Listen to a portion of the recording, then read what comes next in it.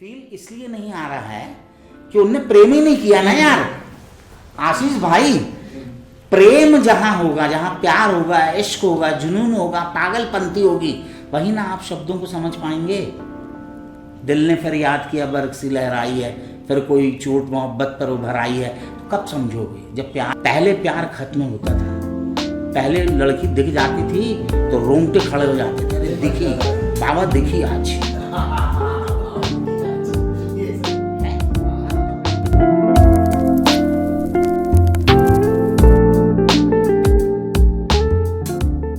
संगीत किस तरीके का पसंद है आपको? देखो आशीष भाई, संगीत के बहुत सारे रूप हैं, लेकिन जो हम लोग हैं जो संगीत के आबासा को नहीं जानते जी। क्योंकि हम तो संगीत आबासा नहीं जानते हैं, सारे गामा पाव जे ताल लहर ये सब नहीं जानते। लेकिन एक जो सामान्य आदमी होगा, जो अच्छा संगीत सुनने का शौकीन होगा, बॉलीवुड, हाँ नहीं वो बॉलीवुड तो सुनेगा, वो Bollywood that is another thing. Actually वो क्या सुनेगा, तो गाने हैं उसमें एक मेलोडी होना चाहिए, गीत के बोल अच्छे होना चाहिए, संगीत की संरचना इतनी होना चाहिए कि हमको सुनने में अच्छा लगे, तो ऐसे गाने पसंद हैं। अब चीख चिल्ला रहे हैं, रिदम कहीं जा रही है, आवाज़ कहीं जा रही है, ताल कहीं है, तो वो तो युवाओं का है जो अभी जो चलन में है। लेकिन संगीत की अपनी एक बेसिक परिभाषा है कि जिसमें अच्छे बोल हों, अच्छी गायकी हो और अच्छे धुन हों, वो प्रॉपर लोग सुनते हैं, दिल से सुनते हैं और कई वर्षों तक उसको याद किए जाते हैं। कोई फेवरेट आपके गायक? नहीं है, मेरा ऐसा कोई फेवरेट तो नहीं है, लेकिन मुझे लता रफ़ी के दो जो डुएट सॉन्ग हैं वो कई पसंद हैं। किशोर और आशा ने बहुत अच्छे मतलब जॉली मूड में कुछ गाने गाए हैं।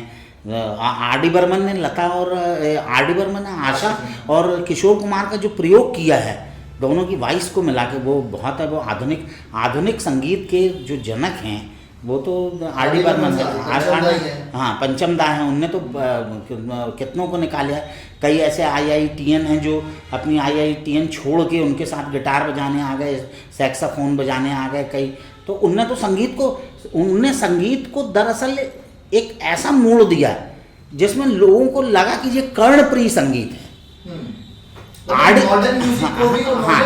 हाँ, जैसे उनने कांगो बांगो का इतना बढ़िया प्रयोग किया, जाज ड्रम का बहुत प्रयोग किया, सैक्साफोन को बहुत लेके आए। अब जैसे राज कपूर की फिल्मों में अकॉर्डियन मिलेगा आपको बहुत बजता हुआ, हारमोनियम मिलेगा, तबला बेस चीज़ें मिलेंगी। मदन मोहन के संगीत में सितार मिलेगा, है ना, तबला मिलेगा। लक्ष्मीकांत प्यारे लहरा और ये सब बजा के निकल गए। शंकर जयकिशन बांसुरी और उनकी धुनें एक अलग रोमांटिक मूड में ले जाती हैं आपको, बड़ी अंदरूनी तह में। तो आर डी बर्मन ने क्या किया, ये सब चीज़ें देखा, क्योंकि वो संगीतकार के पुत्र सचिन देव बर्मन के पुत्र, सचिन देव बर्मन तो वो जानते हो आप, मल्हार टाइप का, और लोक गीतों को उनने फिल्मी गीतों में कन्वर्ट किया, बंगाल के जो लोक गीत होते हैं मैक्सिमम। तो राहुल देव बर्मन ने क्या हुआ, वेस्टर्न म्यूजिक को इंडियन म्यूजिक में कन्वर्ट कर दिया। जाज ड्रम, सैक्साफोन, इसके बाद कांगो बांगो, तो ये सब चीज़ें लेके आए और उन्होंने प्रयोग करना शुरू किया। उनने रिदम साइड इतनी मजबूत की, रिदम साइड मतलब बोलो तो कांगो बांगो जेबो, तो वो छा गई। अब और क्या उस दौर में ऐसा भी संगीत आ रहा था कि लोगों को अब उकताने लगे थे वही, तो फिर लोगों को मन में घर करने लगा। तो उससे सर गजलें नहीं सुनाई देती आजकल? हाँ, गजलों का तो बड़ा नई गजलें सुनाई देती। हाँ, उसका कारण ये है कि गुलाम अली, इसके बाद तलत अजीज़, चंदन दास, इसके बाद जगजीत सिंह, अनूप जलोटा, हाँ मेहंदी हसन, इन लोगों ने क्या किया कि इन लोगों ने जो क्लासिकल गज़ल लिखने वाले थे उनकी रूमानी गज़लों को चयन किया। देखिए, गज़ल में यदि रूमानियत नहीं है तो वो गज़लें कैसी? तो इन लोगों ने उसका चयन किया। दर्द की हद से गुजरना अभी बाकी है, टूट कर मेरा बिखरना अभी बाकी है। जैसे जगजीत सिंह ने कहा, प्यार का पहला खत लिखने में वक्त तो लगता है ना। तो ये गज़लों के कंटेंट थे। मेरे जैसे बन जाओगे जब इश्क तुम्हें हो जाएगा। हाँ, तो ये क्या हुआ कि ये रूमानियत है, तो रूमानियत कहाँ पैदा होगी? जहाँ प्यार होगा, जहाँ प्यार हो, इश्क होगा, जी हाँ। मोहब्बत होगी, दीवानगी होगी। अगर आप में दीवानगी नहीं है, प्यार नहीं है, मोहब्बत नहीं है, तो सूखे सट्ट कहीं गज़ल चलेगी क्या? अब अपन आ जाते हैं, आज क्या गज़लें लिखी जा रही क्या? समकालीन गज़लें, वही विरोध है की, आग जलाओ, विरोध करो, ये करो, वो गज़लों के बेस में लिखने जाने लगे। तो इसलिए गज़लें डूबती चली आई। आप ये विश्वास मानोगे कि जितने भी मैंने नाम लिए हैं, चाहे वो मेहंदी हसन हो, चाहे गुलाम अली हों, चाहे जगजीत सिंह हों, चाहे तलत अजीज़ हों, चाहे चंदन दास हों, चाहे रूप सिंह राठौर हों, इन लोगों के पहले पहले एल्बम आने में इनके पसीना आ गए। जी हाँ, ब्रेक नहीं मिलता था, ब्रेक नहीं मिलता था, लोग गज़लें नहीं सुनते थे। लेकिन जगजीत सिंह ने क्या किया कि जो जगजीत सिंह ने अपनी गज़ल में एक नई चीज़ दी, हारमोनियम और तबला, और जगजीत सिंह की जो गायकी थी उसने कमाल कर दिया भाई। अब गुलाम अली और मेहंदी हसन की गज़लों में पाकिस्तानी संगीत की रूह है, वो सूफियाना, तो वो सूफियाना अंदाज था उनका। सूफियाना कहाँ से आया? क्योंकि जब आप रूमानी होते हैं, सूफियाना मतलब आपको ईश्वर से, खुदा से मुठभेड़, खुदा से आपका साक्षात्कार।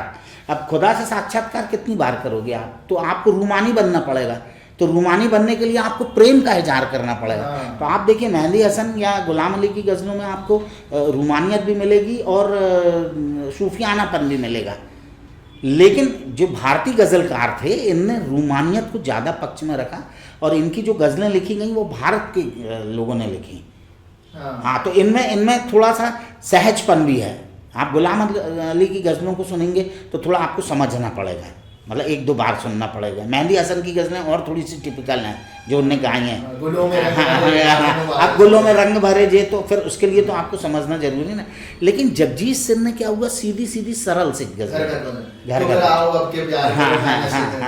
हाँ जे वाली। पंकज उदास भी नहीं, तो पंकज उदास के साथ एक ये ड्रॉबैक था कि उनकी गायकी, गज़ल की गायकी एक रिदम में चली। और उनने क्या किया, दारू को लेके जो गज़लों का एल्बम निकाला, तो उससे क्या हुआ, जो अच्छे सुनने के शौकीन थे वो छरकने लगे। देखो आपको वैरायटी अगर आप ला रहे हैं तो देखें।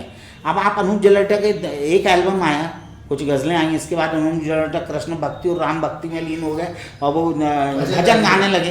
तो दो ही भजन ना उनके फेमस है, बाकी फिर तो वो भी डूबने लगे। लेकिन जगजीत सिंह लोगों ने क्या हुआ, इन लोग अपनी ज़मीन से नहीं हटे, इनने गज़लों का प्रयोग कर करके। अच्छा, फिर जगजीत सिंह की देखो, कभी कभी क्या होता है, भाग्य भी बहुत साथ देता है। जगजीत सिंह को गुलजार सरी के दोस्त मिल गए,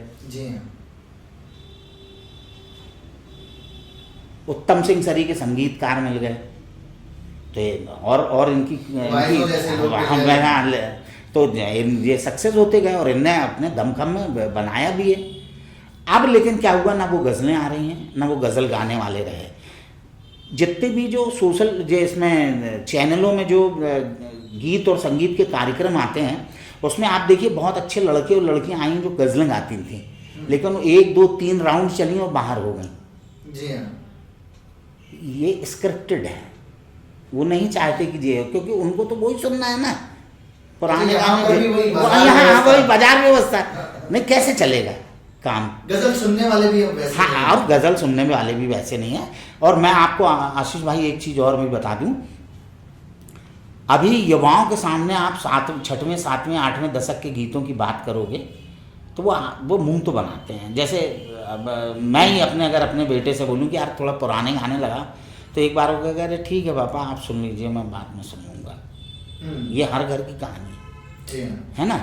लेकिन अभी के जो गाने बन रहे हैं, जो आप ना गा सकते हो ना आपको याद रह सकते हैं, वो गाने चल रहे हैं, लोग सुन एकदम। इतना मैं रिलेट कर पा रहा हूँ इस चीज़ से। हाँ। कि मेरी माँ बहुत संगीत की शौकीन थी। हाँ। तो वो पुराने गाने सुना करती थी, लता जी के, किशोर के, रफी साहब के। हाँ। तो उस समय हमें मतलब रंगोली आती थी सुबह। हाँ, बिल्कुल। 7 बजे हम लोगों की नींद भी उसी से खुलती थी। तो आई क्या करती थी कि रंगोली चल रही है, उनका काम भी चल रहा है, नाश्ता बन रहा है, किचन में वो गाने सुनते सुनते गाना गा रही है, ट्रांजिस्टर में गाने बज रहे हैं और वो गा रही है। तो उस समय वो गाने बड़े हम लोगों को बहुत अजीब लगते थे।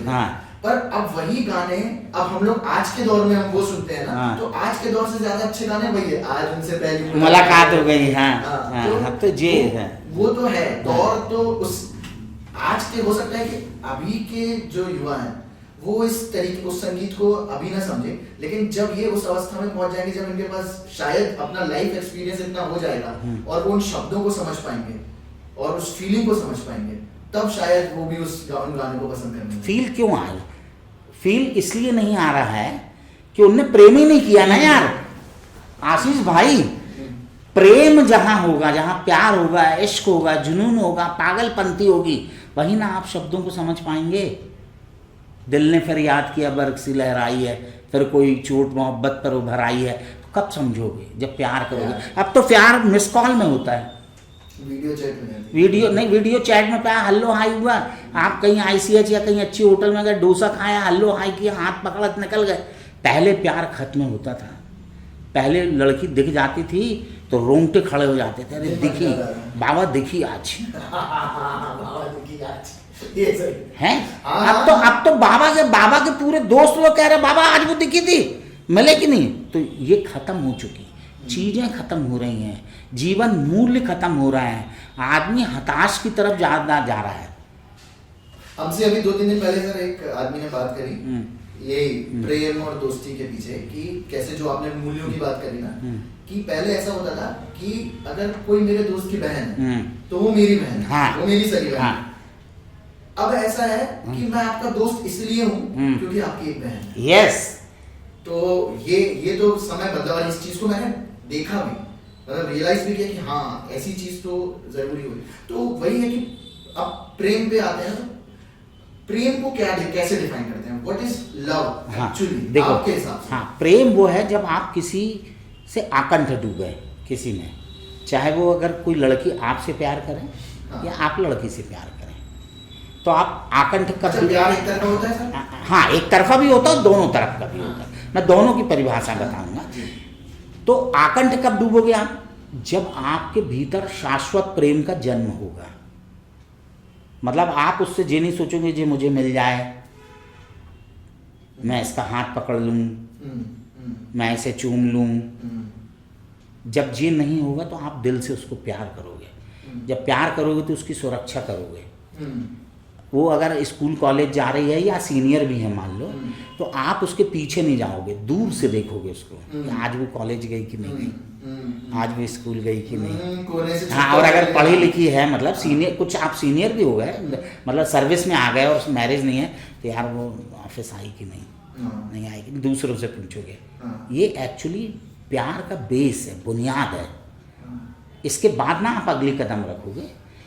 तो इसलिए वो जो प्यार था वो जिंदा था, आजीवन जिंदा है। आज मेरी भी गर्लफ्रेंड है, एक शशि नाम की लड़की थी। मैं फॉरेस्टर प्लेग्राउंड में खेलने जाता था क्रिकेट, तो वो अपनी छत पे, ग्राउंड के पीछे उसका बंगला था, उसके फादर भी रेलवे में थे, छत पे खड़ी होती थी। ये कब आपके कॉलेज के दौर की? हाँ, स्कूल के, वही 75, 76, 77, 78 ये सब, जब मैं रेलवे की टीम से खेलता था। हाँ, तो मैं मतलब रेलवे की टीम से खेलने जाता था। वो वहाँ से खड़े होकर देखती थी, आप सोचो आप। और मैं जब लौटता था तो वो मुझे अपने रुमाल में पैसे देती थी, कुछ सिक्के इकट्ठे किए। वो करीब 5 रुपये होते थे, 5 या 6 रुपये, और वो मुझे देती थी। और मैं उनके यहाँ बैठता था, पानी पीता था और चला आता था। वो मुझे क्यों देती थी कि इसका दूध पीना, एक बाहुबली दुग्ध भंडार है कटनी में, वहाँ दूध की बड़ी कढ़ाई रखे, ऐसा दूध वो फेंकता रहता था, वहाँ पीना, और मैं पीता था। ये था प्रेम। और जब उसका विवाह हुआ तो मैंने वहाँ बर्तन धोए हैं बारातियों के। हाँ, नहीं दुखी मन से नहीं, खुश मन से। इसलिए कि उस लड़की ने मुझसे कहा था कि जो मेरे साथ भाग चलो। इतना जेवर लेके आई थी पुटरिया बांध के, ब्राह्मण लड़की। मैंने उससे कहा था कि तुम्हारी 3 बहनें छोटी हैं, ये मैं नहीं कर सकता, तुम्हारे जीवन से तो नहीं खिलवाड़ करता। तो ये प्यार है जी। उस जमाने में ऐसे आपको सैकड़ों किस्से, ये कोई मेरी अनोखी किस्सा नहीं है, ऐसे आपको सैकड़ों प्रेमी मिल जाएंगे जिनने वास्तविक प्रेम किया था। तो जब मैंने वास्तविक प्रेम किया तो यार मैं संगीत से तो जुड़ा रहूँगा, गीतों के बोल भी समझ में आएगी। तू मुझसे मिलने आई मंदिर जाने के बहाने, तो इसको तो मैं दिल से समझूंगा, है ना। कांटा लगा सुनूंगा तो मजा आ जाएगा, पर वही रिमिक्स कांटा लगा सुनूंगा हाँ तो नहीं आएगा मजा, क्योंकि अब तो खत्म हो गया। हाँ, तो इसलिए प्रेम अब टूट गया है। प्रेम क्या टुकड़ों टुकड़ों में कर दिया है। प्रेम लोग नहीं करते, अब तो बस देखे सुने की माया है कि आपने देख लिया, हल्लो हाई हुई, 2-4 बार मिले तो आप दोस्तों को बताने लगे बाबा सेट है, जबकि कुछ नहीं है, जबकि कुछ नहीं है। तो प्रेम अब ऐसा चौगड्डे छाप हो गया है। तो जब चौगड्डे छाप प्रेम होगा तो ना आपको संगीत समझ में आएगा, ना गाना समझ में आएगा, ना बोलेगा। सिर पिटे आशिक, हाँ बस रहते थे ना कि हर मोहल्ले में 1-2 ऐसे रहते थे आशिक जो कि बहुत दीवाने होते थे, है ना। लड़की की शादी हो गई, उनकी प्रेमिका की शादी हो गई या हाँ नहीं कह रही तो मतलब कॉलर गंदी पड़ी है, कुछ पढ़ाई पे ध्यान नहीं दे रहे हैं, कोई काम नहीं कर रहे हैं, बस पड़े हैं, शराब। ऐसे भी आजकल नहीं होता, आजकल तो मतलब समय बहुत बदल गया। हाँ, नहीं आप तो युवा दौर से गुजरे हैं, तो आपने एक गाना सुना होगा, एल्बम में था पुरानी जीन्स और गिटार। हाँ, आप उस गाने की पूरी एक चीज़ सुनी है, मोहल्ले की वो छत और हाँ, वो मतलब कुछ चीज़ बेच के वो बाली खरीद के देता है उसको, जीन्स वही है पहने, एक ही जीन्स में काम चल रहा है। और आप उसको सुने, आप आजकल कहाँ सुन रहे हो, वो उसको समझे में नहीं आएगी। आप बताइए ना क्या सुन रहा है वो। कहीं भी देख लीजिए कोई कि आपको कुछ अच्छा सुनने में मिल रहा हो। संगीत के नाम में कचड़ा कूड़ा हो गया, पूरा व्यावसायिक हो गया है। अब जो पुराने संगीतकार हैं वो सिर पटक रहे हैं। अभी ये कोका कोला तू और पता नहीं क्या क्या, अरिजीत सिंह 2-3 गाने बहुत अच्छे आते हैं, और जो गीतकार हैं वो ऐसे ऐसे गाने लिख रहे हैं, जीवन से उनका कोई सरोकार नहीं, अल्लाह बचाए मेरी जान नहीं। और अभी एक गाना चला वो, तेरे लिए 7 तारे तोड़ लाऊंगा जेल लाऊंगा। अरे कहाँ से लाओगे 7 तारे तोड़ के?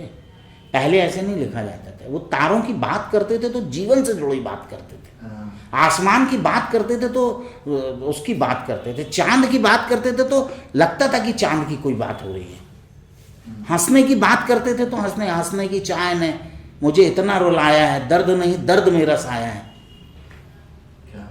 एक अकेला इस शहर में आबदाना ढूंढता। तो ये चीजें थी। कविताएं और साहित्य के अलावा भी आपके बहुत सारे शौक होंगे, तो सर अपने शौक के बारे में बताइए, आपके क्या शौक हैं, और साथ ही साथ अपने ऐप के बारे में भी बताइए। इतनी देर से हम यही तो सोच रहे थे कि इस विषय में तो पूछो, गंभीर तो जीवन तो गंभीर और रोने में जा ही रहा है। तो कम से कम थोड़ा ऐसा लगे कि यार अपने कुछ ऐप भी सामने आए। लोग तो केवल कुर्ते बेदाग कुर्तों में देख रहे हैं, थोड़ा कुछ ऐसे छींट भी तो देखें। चांद तू इतना गुमान न कर, तुझ जैसे हसीन लाग देखे, तुझ में तो दाग है मैंने कई बेदाग देखे, तो हमको बेदाग ना बना भाई। मैं दागों के बारे में ये है कि मैं 7वीं क्लास से तम्बाकू खाता रहा।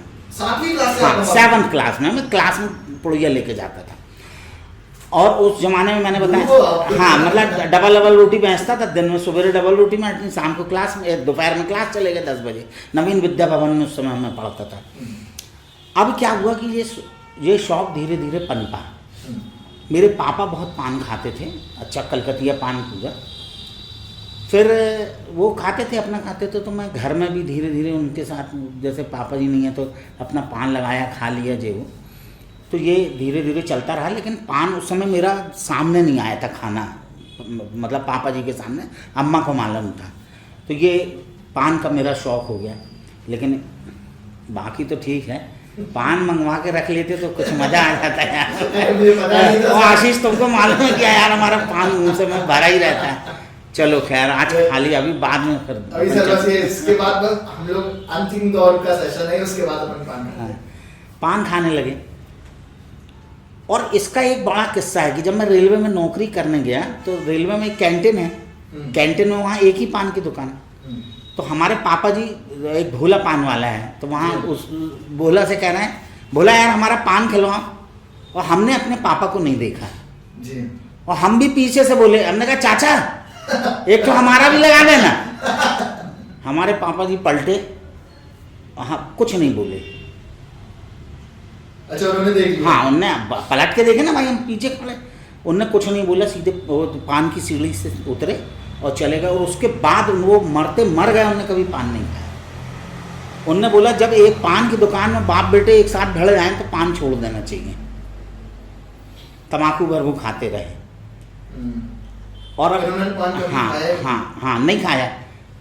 फिर उनने उसके बाद खाए नहीं ना, हमने बहुत बार उनको मनाया कि पापा पान खा लो, हम लाए देते हैं, कलकतिया पान लगा दे, बोले नहीं, पान मतलब ख़त्म तो ख़त्म। और एक और किस्सा सुनो, हमारे पापा ड्रिंक भी करते थे, तो हम बचपन के लिए उनसे दारू ला रहे हैं कलारी जाके, वो उस समय हिरन और शेर छाप चलती थी और मसाला लाल वाली, तो वो पीते थे वो, तो अपने पहुंच गया कलारी, पौवा लिए चले आए, लिए। तो एक बार क्या हुआ, उनके कई पौवा इकट्ठे हुए, तो उसमें पौवा हमने देखा नीचे इतनी इतनी सी थी, हमने बढ़िया गिलास में डाला, ये करीब 8th 9th की बात है, 8th की बात होगी, अच्छा डाला, थोड़ा सा पानी डाला और गुटक लिए, बहुत मज़ा आया। बिना पानी डाले? नहीं पानी थोड़ा डाल के, मतलब क्योंकि पापा जी को देखते थे वो पानी मिलाते। आशीष भाई वो मज़ा आया, लगा जिंदगी क्या गुलजार है यार, जिंदगी गुलजार। वो ये था कि हमको पूरी अपने दुख दर्द ऐसा लगा कि वाह भाई अब समझ में आया, पापा जी क्यों मतलब बिंदास हैं, उनको क्यों नहीं चिंता है दीन दुनिया की। तो ये चलता रहा और फिर ये शौक भी बढ़ते रहे, पान भी हमने खाए। हाँ मैं ड्रिंक करता हूँ, और मेरा ड्रिंक का ऐसा रहता है जैसे राशन लिखा जाता है ना, तो शक्कर इतनी किलो लाना है, घी खत्म हो गया तो लाना है, तेल इतना लाना है, ये लाना, तो उसमें वो भी लिखा रहता है, दवाई इतनी लाना है, मतलब 1-8 बोतल लाना है कि 2, तो वो मैं हफ्ते में 2-3, मैं लेकिन ड्रिंक कैसा करता हूँ, सब्जी पूछ लेता हूँ पहले क्या बना है, श्रीमती जी ने कहा कटहर बन रहा है, तो हाँ 1-2 पैक की तो बनती नहीं, कटहर अंदर कैसे जाएगा, मसाला डाला है। और कभी कभी मैं क्या होता किचन में खुद ही अपना घुस के सब्जी अब्जी बनाता रहता हूँ, बढ़िया एक पैक बनाया वहीं रखा, अपना सब्जी अब्जी बना रहे हैं जी। देखिए यार छोड़ने के लिए कुछ नहीं, आप अति भर नहीं करो।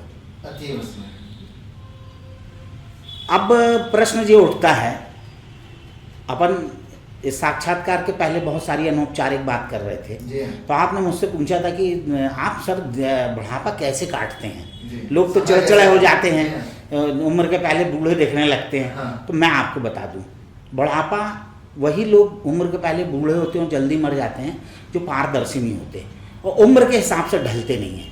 मतलब उनको पुराने जमाना, रे हमारे ज़माने में तो ऐसा नहीं होता था, अब तो भैया ऐसा करने लगे लोग, अब क्या बताएं, ज़माने को आग लग गई, ये भगवान क्या दिन दिखा दिया। अरे क्यों मर रहे हो, क्यों कोस रहे हो, तुम्हारा दौर वैसा था जैसे आप थे, उस दौर से हम निकल के यहाँ आए, तो अब तो दौर बदला ना, हाईटेक हो रहा, मोबाइल आ रहा, ये आ रहा, वो आ रहा, तो आप बदलो ना भाई, आप बदलो, नहीं बदलोगे तो है। अच्छा फिर उनकी जो राग है ना वो एक ही रहती है, हम दारू नहीं पियेंगे, हम सिगरेट नहीं खाएंगे। अच्छा जो सिगरेट पीते हैं वो उनके बच्चों से मतलब 3 किलोमीटर दूर सिगरेट पीने जा रहे हैं, दारू पी रहे हैं,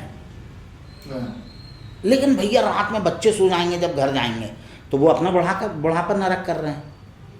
आप बुढ़ापे में तुम भरी बरसात में तो बाहर नहीं निकलोगे, सही बात, और फिर कोढ़ते रहोगे, एक पैक मिल जाते, तो आप तो आधा वहीं मर रहे हो ना। जो थोड़ा बहुत बीपी और शुगर से ब्लड बचा है वो तो और सूख रहा है। हम ऐसा नहीं करते यार आशीष भाई, हम बहुत बिंदास जीते हैं, हम आवरण ओढ़े कोई जीवन नहीं जीते।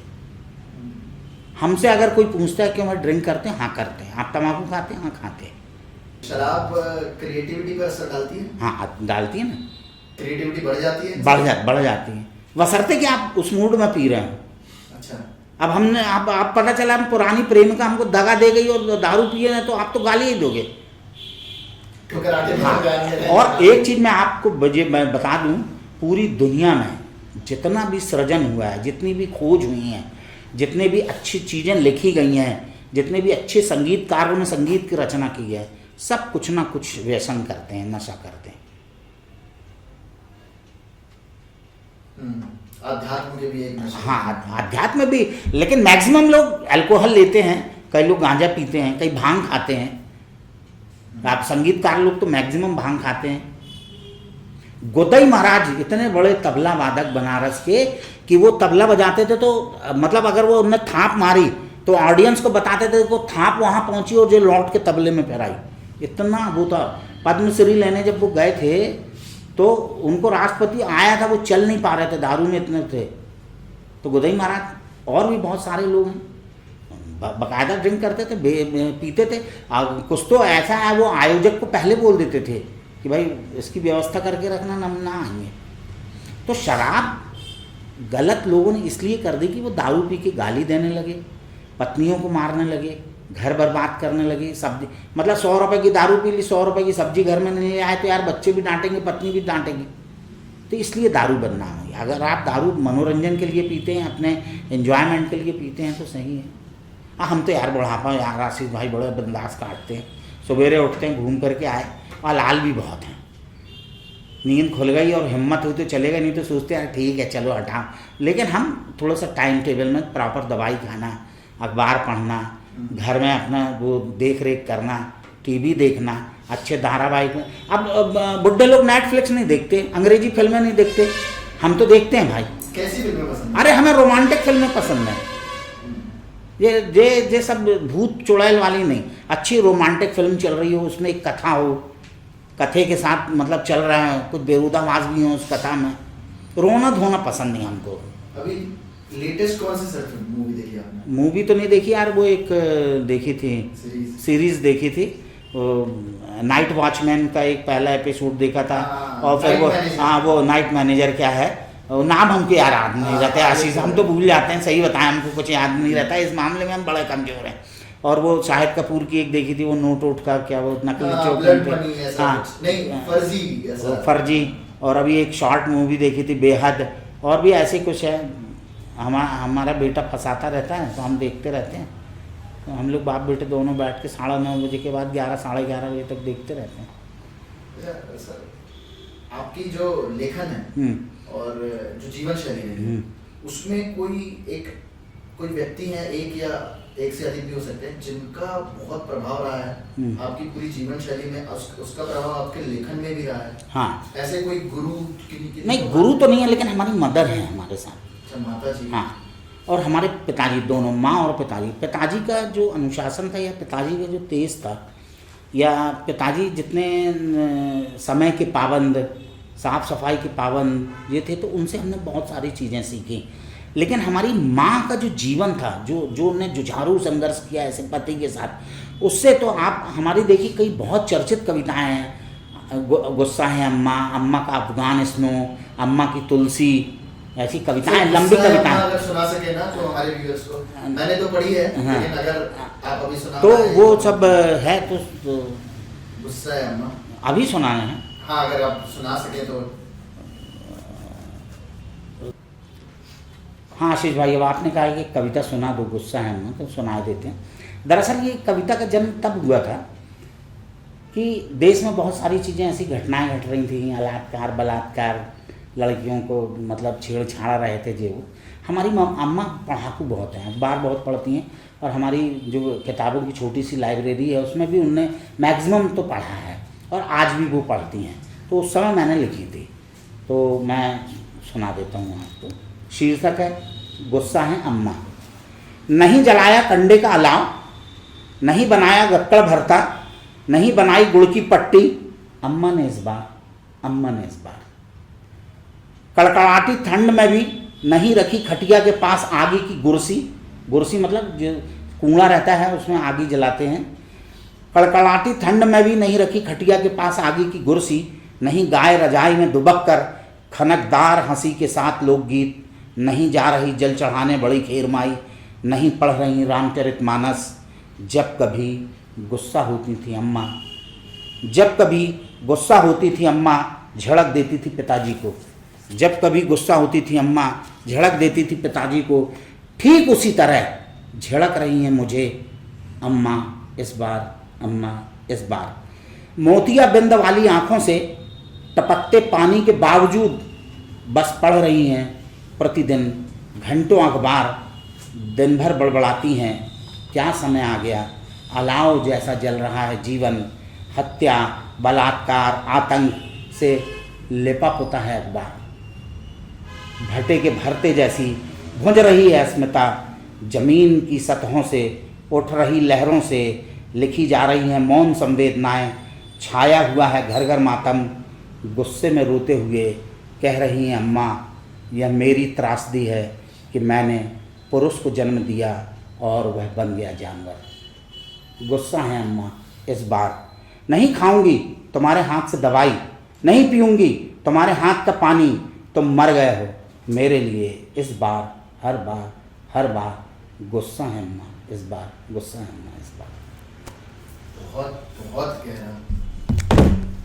देखिए ये कविता दरअसल कब लिखी गई थी, क्योंकि हमने अम्मा को कई बार ऐसा गुस्सा होते हुए देखा है। और ये अब देखिए अब अम्मा का गुस्सा नहीं, अम्मा को तो गुस्सा हुए देखा, कविता कैसे जन्मती है। अब अम्मा को हमने गुस्सा होते देखिए, अम्मा बड़ी शार्प बुद्धि की हैं और मतलब वो बहुत अच्छा सोचती भी हैं। कई बार उनने ऐसी बातें हमसे कही, साला देखो अखबार भरा पड़ा, क्या हो रहा देश में, ऐसा हो रहा वैसा हो रहा। तो ये चीज़ें हमने उनसे बटोरी।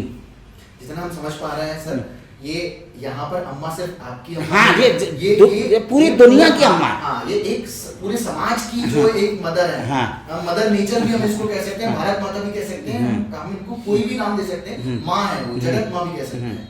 तो वो अपनी पीड़ा बता रही है, तो मैं बहुत रिलेट कर पा रहा हूँ इस चीज़ से।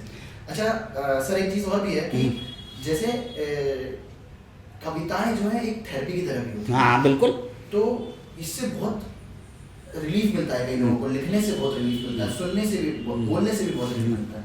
तो आपका कोई एक ऐसा ट्रेट है क्या जिसको आप कम करने के लिए, या आपके अंदर की कोई पीड़ा हो या कोई अवसाद हो जिसको नेग्लेक्ट करने के लिए, जिसको कम करने के लिए, जिसको खत्म करने के लिए भी आप कभी कुछ लिखते हैं? हाँ नहीं, मैं तो जब बहुत क्रोधित होता हूँ या अपने आप पे खींचने लगता हूँ, या कुछ भी मेरे साथ ऐसा होता है, या मुझे कोई खिजा देता है, तो अच्छा मैं क्या है, फेस टू फेस कभी जवाब नहीं देता किसी को, लिख कर जवाब? नहीं उसको भी लिखता भी नहीं, मैं फेस टू फेस नहीं दबा देता ना उससे। जैसे कोई मुझे कह दे अगर तुम नालायक हो तो मैं उसका विरोध नहीं करता कि तुम कैसे कह सकते नालायक, मैं चुपचाप उसको अवॉइड कर देता हूँ। और कुछ नहीं, मुझे बहुत बार ऐसे अपमान सहना पड़ा है तो मैं अवॉइड कर देता हूँ। लेकिन मैं भीतर भाई, लेकिन अब मनुष्य हूँ है ना, तो अंदर तो क्रोध पनपेगा, तो मैं उस क्रोध में या तो पढ़ता हूँ या लिखता हूँ, तो लिखता ज़्यादा हूँ। तो मेरी कविताओं में आपको कहीं ना कहीं मेरे भीतर का भी सच मिलेगा।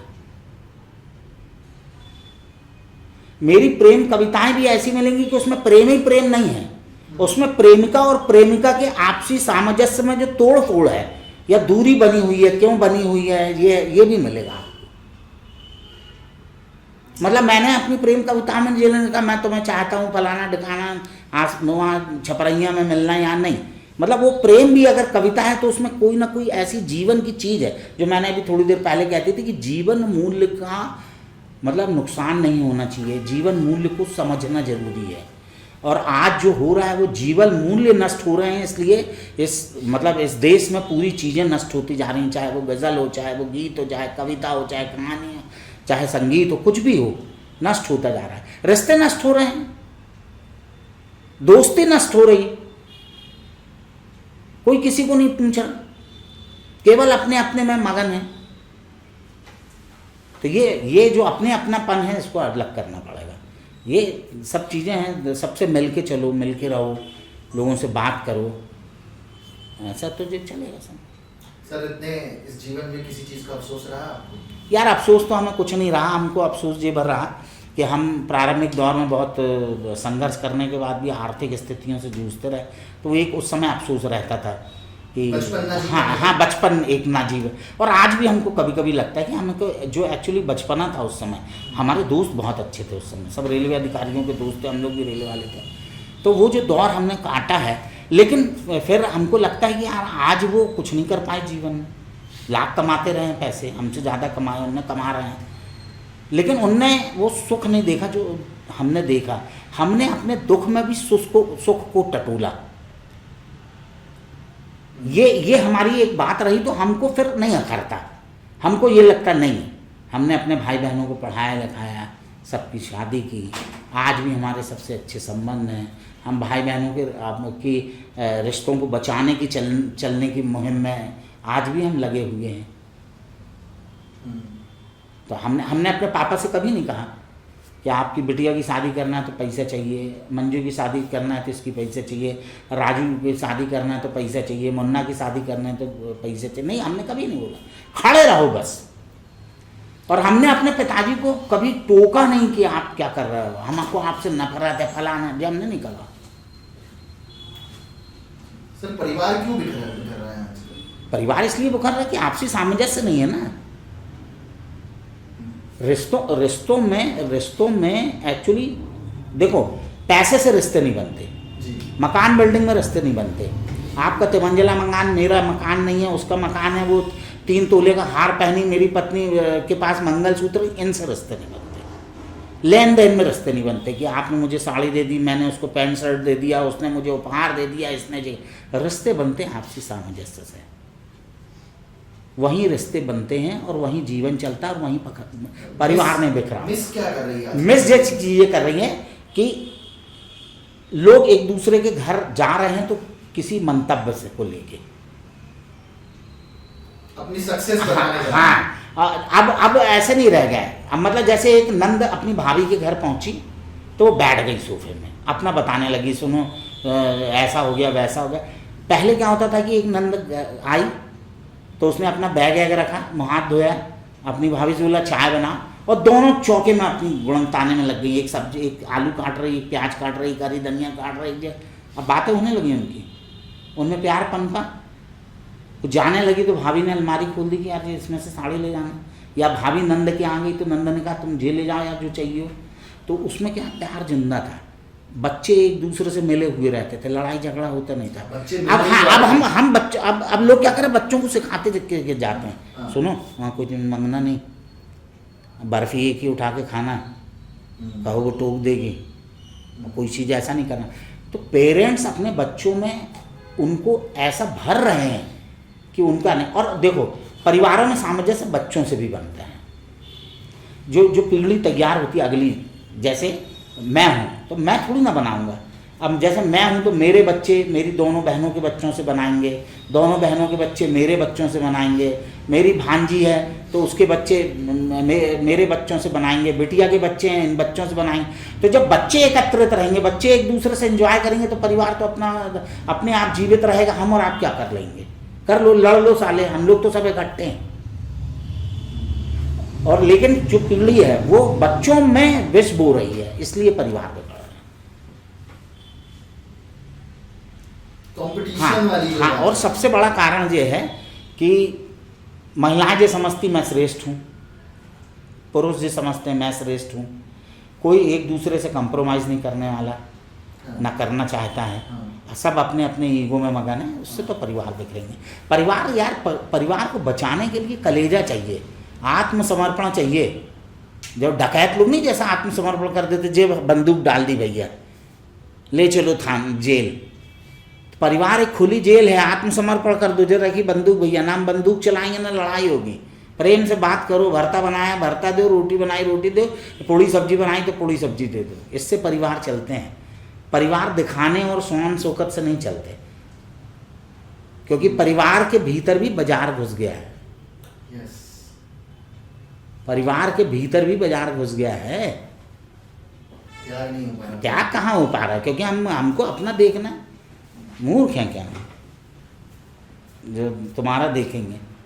भाइयों में आप देख लो कितनी कल है, प्रॉपर्टी के पीछे लड़ाई झाला। एक पहले घर हुआ करते थे, फिर मकान हुए, वही घर मकान बन गया, और वही घर अब फ्लैट बन गया। एक छत पे साला पहले एक तार बगरता था, वहां पूरे घर के कपड़े बगरते थे, अब तो अलग अलग तार बने हैं और सबके किरदार अलग अलग बगरे शुरू कर रहे हैं। ये बड़े भैया का तार है, ये बड़े भैया के कपड़े, तो वो किरदार सूख रहे हैं। बड़े भैया सूख रहे हैं, भाभी सूख रही है, उनके बच्चे सूख रहे हैं। आप सेंस देखिए, वो कपड़े नहीं है भाई साहब, वो पूरी फैमिली लटकी सूख रही है, पूरी 5 फैमिली, 3 भाई बहन जितने भी रहे हैं उस घर में, उसमें चाचा ने भी अपना हिस्सा मांग लिया तो उनका भी कपड़े सूख रहे हैं। वो सूखते हैं, वो किरदार सूख रहे हैं, रिश्ते सूख रहे हैं। जब रिश्ते सूखेंगे तो कहाँ से तुलसी पनपेगी हो, कहाँ से लोग बात करते हैं कि तुलसी हरियाएगी बढ़िया। भैया राम भरोसे जो रहे पर्वत में हरियाएं, अब वैसे पर्वत भी नहीं रह गए कि वहाँ जड़ी बूटी वाले पेड़ निकले और आप खा के जिंदा रहें। क्या पढ़ना चाहिए आजकल? अच्छा साहित्य पढ़ो, अच्छी कहानियाँ पढ़ो। क्या फिर भी आप कुछ बताएं? नहीं नहीं, अब वो तो आपको सर्च करना पड़ेगी, अपनी अपनी पसंद से चीज़ें पढ़ी जाती हैं ना। हाँ, तो वो अब जैसे आप बुक स्टॉल में जाएं, देखें किसने क्या लिखा, कौन, क्योंकि जो ब्लर्ब लिखा जाता है आगे या उसका है, तो वो फिर समझ में आ जाता है कि क्या है, तो ऐसा पढ़ना भी चाहिए। अच्छा सर, आप बहुत बड़े बड़े सेलिब्रिटीज से मिले हैं। हरिवंश राय बच्चन आपको बहुत मानते थे। हाँ, वो हम उनसे लेकिन मिल नहीं पाए कभी। पत्रों के, हाँ, पत्रों के माध्यम से मिलते, लेकिन जब हरिवंश राय बच्चन बहुत बीमार थे जी, तो हमने उनको पत्र लिखा था जी, कि आपकी तबीयत बहुत ठीक है, तो हमको अमिताभ बच्चन जी ने पत्र लिख के भेजा था ऑन बिहाफ हरिवंश राय बच्चन। अमिताभ जी से मिले हैं बच्चन साहब से? बच्चन जी के हम घर गए थे, बच्चन जी हमको नहीं मिले, लेकिन बच्चन जी ने वहाँ संदेश छोड़ा था कि ज्योति खरे जी आ रहे हैं कटनी से, तो वो शायद जया से बात करना चाहते हैं, तो उनको बता देना कि जया इस समय बाल फिल्म की वो अध्यक्ष बनी थी उस साल, तो वो वहाँ दिल्ली गई हैं, नहीं तो वो मिलती। तो मैं गया था। और गुलजार साहब हुए, तीजन भाई हुई, नहीं, तीजन भाई के साथ, तीजन भाई, गुलाबो, इन सब से मैं मिला हूँ, उनके घर गया हूँ, इनके साथ बैठा उठा हूँ, इनको मैं कटनी लेके आया हूँ। आपको एक चीज़ और बता दूँ कि कटनी में एक अखिल भारतीय संगीत समारोह होता है, किरण का नाम जिसका है, उसमें मैं 9 साल 10 साल सचिव रहा हूँ। तो मैं बहुत सारे, उस चक्कर में मैं बहुत सारे लोगों से मिला, गोदई महाराज से मिला, गुलाम मुस्तफ़ा जी से मिला, मदनपुरी से मिला, जूही चावला से मिला, इसके बाद अनुराधा पोडवाल से मिला। क्या सीखा इनसे? इनसे सीखा कि बहुत नम्र लोग रहते हैं, जो जो जितने ऊपर जाता है वो उतना नम्र रहता है। वो आपसे तड़क फड़क बात नहीं करेगा, उसको ना ही भी करना होगा तो वो बहुत आराम से ना ही कर देता। वो मतलब ये पॉम्प एंड शो नहीं करेगा, जे मतलब नम्रता से कि यार हम ऐसा नहीं कर पाएंगे, आने में असमर्थ हैं, आप ऐसा देख लो। उनकी वाणी सहज रहती है, और जो घमंडी रहता है वो निपट भी जाता है। अभी जैसे सर हम लोगों ने तो बात करी शराब के बारे में, बात करी पान के बारे में, लेकिन अभी जो यूथ है ना, इन सब चीज़ों से बहुत आगे जा रहे हैं। मतलब ये बहुत, शराब और गुटखा पान ये तो बहुत ही नॉर्मल चीज़ हो गई है, लेकिन एक और चीज़ जो घर कर रही है, छोटे छोटे शहरों में आ रही है, वो जैसे ड्रग्स है, ब्राउन शुगर है, कोकीन है, और जो मतलब मेरे ख्याल से आप भी इसको कभी प्रमोट कोई नहीं, मैं तो बिल्कुल कभी नहीं कर सकता। हाँ सर, ये एक पूरी की पूरी जनरेशन इंडिया में तो अभी आ रहा है, लेकिन विदेशों में तो ऐसा है कि 25 से 35 क्या हम कहें 20 से 35 साल की जनरेशन सिर्फ और सिर्फ नशे में लिप्त है। यही दौर हमारे यहाँ पर भी ए ग्रेड और बी ग्रेड सिटीज में आ गया है। धीरे हो सकता है 2-3 सालों में छिंदवाड़ा बिल्कुल। और ये ना एक पूरी की पूरी सब जनरेशन को खत्म कर रहा है। तो ऐसा क्या, मतलब बीइंग अ फादर मैं आपसे बात कर रहा हूँ कि मेरा भी एक छोटा बच्चा है 10 साल का, तो वो उसको हम लोगों को बच्चों को ऐसी किस तरीके से हम कंट्रोल करें, उनको क्या बनाएं, कैसी शिक्षा दें, क्योंकि अब एक समय बाद ना जब बच्चे 10th 11th में पहुंच जाएंगे ना, तो वो घर में वैसे ही उनका समय कम है, स्कूल जाना है, क्लासेस हैं, स्पोर्ट्स है, हमारे पास भी इतना वक्त नहीं रहता। तो अभी हम जितना वक्त अपने बच्चों के साथ गुजार पा रहे हैं, उतना वक्त हो सकता है आज से 3-4 साल बाद नहीं गुजार पाएंगे। और वो एक एज भी ऐसी होती है ना कि उस एज में मैंने भी अपने पेरेंट्स से बहुत ज्यादा कुछ शेयर नहीं करा, चिड़चिड़ाहट रहती है, तो वो दौर तो दूसरे बच्चों के, सभी बच्चों के मन में आएगा। बिल्कुल सही बात। तो ऐसा सर उनको किस तरीके से इन सब चीजों से दूर रखा जाए? देखिए, ये जो जितनी ड्रग्स की जो आपने चीजें बताई, स्मैक हो, हेरोइन हो, कोकीन हो, सभी चीज, ये दरअसल पैसे वाले घरों से शुरू हुई थी। पैसे वाले जो थे वो अपने बिजनेस और उसमें सब मस्त रहते थे, बच्चे उनके अकेले रह रहे हैं, आया और सब पाल रहे हैं, तो वो घर से बाहर निकले, वो माँ बाप ने ध्यान नहीं दिया। धीरे धीरे इनसे मध्यम वर्गीय परिवार के लोग जुड़ने लगे। जब ये घर के बाहर निकले तो मध्यम परिवार के और निम्न मध्यम वर्गीय परिवार के गरीब लोग भी इनसे जुड़ने लगे, उनमें भी वो अलग पड़ने लगी। कहने का मतलब ये है कि यदि आप अपने बच्चों से एज ए फ्रेंड रहेंगे, चाहे वो बेटी हो बेटा, तो वो आपसे शेयर करना शुरू करेंगे, वो ना चिड़चिड़ाएंगे ना घर से बाहर भागने की कोशिश करेंगे। और ये उस एज में नहीं हो पाएगा। जी, उस एज में नहीं हो पाएगा। 15 साल की उम्र में आप बच्चे मैं आपको वही बता दूं, मैंने अभी आपको बोला था मैं दारू पीता हूँ और मैं बाहर से पी के आया, और मेरे बेटे को पता चल जाए कि पापा तो ड्रिंक करते हैं यार, और मम्मी कुछ नहीं बोलती, पापा तो 11 बजे रात हैं, तो मेरा लड़का तो 12 बजे रात में आएगा। लेकिन अगर मेरे बेटे के सामने में बैठ देखा है कि पापा लोग तो 12 बजे ही आते हैं। हाँ, तो नहीं, वो 11 बजे आते हैं और मम्मी धीरे से कमरे में डांटती कि आज फिर पिया है, इसलिए लेट हो गए, खाना ठंडा हो गया। तो मेरा बेटा 12 बजे आएगा, उसको वो ये समझेगा कि यार पापा 11 बजे तक बहुत उनकी बात चली जाती होगी, और मैं 1 घंटा लेट जाऊँगा तो मेरी तो और ज़्यादा बात चली जाएगी, 12 बजे आएगा। लेकिन अगर मेरा बेटा सामने बैठा है या मेरी बेटी बैठी है जो और मैं ड्रिंक कर रहा हूँ, तो बेटी बचपन से देख रही कि ड्रिंक की क्या परिभाषा होती है, कैसी पी जाती है, बेटा भी देख रहा है। तो मेरी बेटी और बेटा जब वो बाहर उस लेवल में पहुंचेंगे ना, उनसे कोई दारू और इसकी बात करेंगे तो वो कहेंगे सुन बे, बचपन से देखते आ रहे हैं हम हमारे पापा को दारू पीते, हमको जिस दिन पीना होगा हम घर में जाके पी लेंगे, धरी रहती है अलमारी में हमारे। लोग गलत क्या करते हैं कि चोर को चौकीदार नहीं बना रहे, बच्चों को चौकीदार बनाना पड़ेगा, उनकी चीज़ें समझना पड़ेगा, उनका मन टटोलना पड़ेगा, उनसे बहुत सारी बातें करना पड़ेगा, उनसे साथ हंसना खेलना होगा, उनको मतलब बिल्कुल आप से जुड़ना पड़ेगा। आप जब तक जोड़ेंगे नहीं कुछ। भाई मेरा तो जो अनुभव है, मैंने तो उन्हीं बच्चों को बिगड़ते देखा जिनके फादर, खास तौर से फादर बच्चों के दोस्त नहीं रहे। सेकंड इनिंग जो चल रही है आपकी, हाँ, तो इस सेकंड इनिंग को आप कैसे खेलेंगे, मतलब क्या है आपकी योजना भविष्य की? नहीं, भविष्य की योजना तो मेरी आशीष ऐसा है कि मेरा जीवन तो बहुत कट गया, 68 में रनिंग ही, तो मैंने दाम्पत्य जीवन के 37-38 साल भी गुजार दिए, बिटिया का विवाह भी कर दिया। अब मेरे को बेटे का विवाह करना, बहू लाना है, तो मेरी अगली पारी तो बहू के साथ होगी ना, चुनौतीपूर्ण जो पारी होगी। तो मेरा उसमें ये है कि मुझे अब अपनी बहू के साथ अपना बाकी का जीवन गुजारना है। तो मैं ये देखूंगा कि मैं कितना सक्षम हूँ उसके साथ बिंदास जीवन जीने के लिए, या मेरी पत्नी और मैं उसके साथ कैसा जीवन जीते। तो हमारा तो अगला लक्ष्य वही है। तो हर बुजुर्ग यदि ये सोच के चलेगा तो वो तो अच्छा गुजरेगा। तो मेरा मतलब अगला टारगेट ये, बहू आ जाए, मस्त जैसा जीवन चल रहा है, तुम भी खुश रहो, हम भी खुश रहें, है ना, और इसके बाद हमको लेखन चलता रहे, और बढ़िया छिंदवाड़ा में एक आध छोटा सा घर बनाएंगे, क्योंकि अब छिंदवाड़ा हम छोड़ेंगे नहीं। तो छिंदवाड़ा में एक छोटा सा घर बनेगा, और जहाँ बेटा ले जाएगा, जहीं भी नौकरी लगेगी उसकी, पूना बेंगलोर कहीं भी, तो बढ़िया अपना बैग में कपड़े रखे चले, 2-3 महीने रहे, 2-3 महीने आ जाए। ये हमारी प्लान है, ये हमारी मानसिकता में हमने बना के रखा है। तो हमको ये करना है।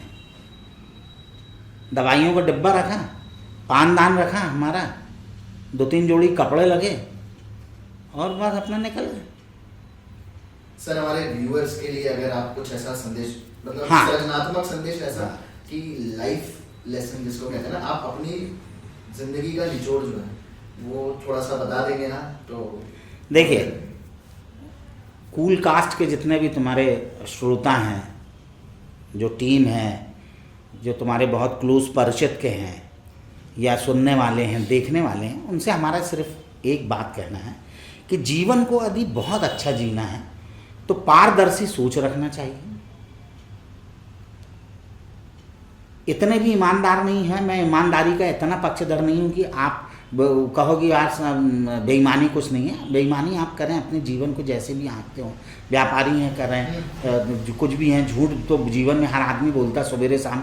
लेकिन मेरा ये कहना है कि बढ़िया पारदर्शी जीवन जिएं, रिश्तों को सहेज कर रखें, दोस्तों से बाकायदा नियमित मिलें, नियमित नहीं मिलते तो हफ्ते में 1 आध दिन मिलें, नहीं मिलते हैं तो फ़ोन पर बात कर लें, दोस्तों से गेट टुगेदर करें, अपने मदर फादर के पास जरूर बैठें, दिन में 1 बार, अगर उनके मदर फादर हैं जरूर बैठें। आपका बड़ा भाई है तो उसको, अगर अभी तक आपसे दुश्मनी हो तो उससे दोस्ती बनाने की कोशिश करें। तो जब तक आप ऐसा करेंगे तो आप जीवन में सफल होंगे, खुश रहेंगे, आपको जीवन का बहुत मज़ा आएगा। मतलब उस दिन आप 1 पाव आम नहीं खरीद के लेके जाएंगे, 1 किलो आम खरीद के लेके जाएंगे। अभी आप जो 1 पाव आम खरीद रहे हैं, क्योंकि फिर आप एक भीड़ के साथ रहेंगे, एक पारिवारिक भीड़ के साथ रहेंगे, जो पुराना दौर लौटेगा। तो इसलिए हमारे को, जो आपके व्यूअर्स हैं, जो श्रोता हैं, उनसे कहना है अच्छा जीवन जियो, अच्छी विचारधारा रखो, अच्छा पढ़ो, सबसे मिलो जुलो, हंसी मजाक करो, खाओ पियो, ऐश करो, और लेकिन अनुशासित रहो, लोगों का दिल नहीं दुखाओ, मन नहीं दुखाओ, प्रेम करते हो तो शाश्वत तरीके से करो, नफरत करते हो तो उससे चिढ़ो नहीं, उसको बिल्कुल त्याग दो, उसका नाम भी लेना बंद कर दो। नफरत बहुत हाँ, क्योंकि नहीं, नफरत करोगे तो आप वो हमेशा याद रहेगा आपको, जब याद रहेगा तो आपके दिमाग में वही रहेगा, तो आप सुख से नहीं रह पाओगे। मतलब अगर आप जिससे नफरत करते हो तो उससे कहो जय महाराज आप निकलो अपनी जगह, हमको अपनी जगह जीने दो। तो जो अगर ऐसा जीवन जिएगा, और हम सबसे निवेदन करते हैं कि ऐसे जियो भाई, हमने तो ऐसे जिया है। हमको तो लोगों ने कितने बार दैया मैया की, हमको मुंह पे गाली दे के गए। हमारे पास पैसे नहीं रहते थे बच्चों को पढ़ाने के लिए, हम कर्जा लेते थे तो लोग कहते थे साले जब औकात नहीं है तो बच्चों को क्यों पढ़ा रहा है। लेकिन हमने उनसे नफरत नहीं की। आज हम उनसे मिलने जाते हैं कटनी, और भाई कैसे हो। तो ऐसा आप भी बने, और सब बन सकता है आदमी, ऐसा नहीं कि नहीं बन सकता। बस ये है कि थोड़ा सा आत्मसंयम, क्रोध नहीं आना चाहिए, और ईमानदारी से रहें। बस आपको क्रोध आया तो आप समझ गए, क्योंकि क्रोध में तो आप कुछ गलत बोलोगे, क्रोध नहीं करें। और कूल कास्ट की टीम से मिलके हमको बहुत अच्छा लगा, और आशीष तुमसे तो अच्छा लगा ही है, तुम तो इसके करता धरता हो।